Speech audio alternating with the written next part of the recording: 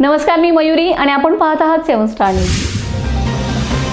शक्तीपीठ बाधित कुंडल घोगाव परिसरातील शेतकऱ्यांची कराड तासगाव रस्त्यावरील लक्ष्मी मंदिर येथे प्राथमिक बैठक संपन्न झाली।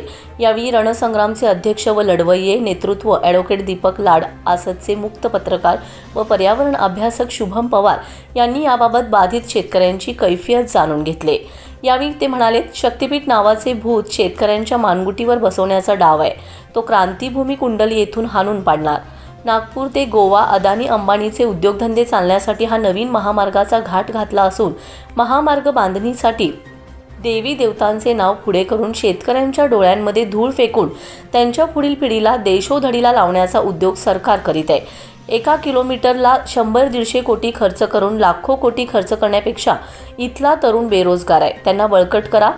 लाडक्या बहिणींचे पैसे द्यायला नाबर असलेले सरकार शक्तीपीठच्या माध्यमातून गोव्यात तरुण पिढीला पर्यटनात रमवून तरुण पिढी उद्ध्वस्त करण्याच्या तयारीत आहे, अशी परखड भूमिका रणसंग्रामचे अध्यक्ष ॲडव्होकेट दीपक लाड यांनी मांडली।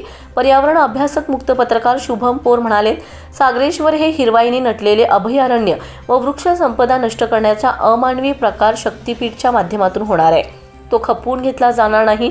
या विरोधात तीव्र आंदोलन आपल्या परिसरातून उभा करण्याची गरज असल्याचे शुभम पवार यांनी व्यक्त केले। यावेळी पर्यावरण अभ्यासक मुक्त पत्रकार शुभम पवार म्हणाले, सागरेश्वर हे हिरवाईने नटलेले अभयारण्य व वृक्ष संपदा नष्ट करण्याचा अमानवी प्रकार शक्तीपीठच्या माध्यमातून होणार आहे। तो खपवून घेतला जाणार नाही। या विरोधात तीव्र आंदोलन आपल्या परिसरातून उभा करण्याची गरज असल्याचे शुभम पवार यांनी व्यक्त केले।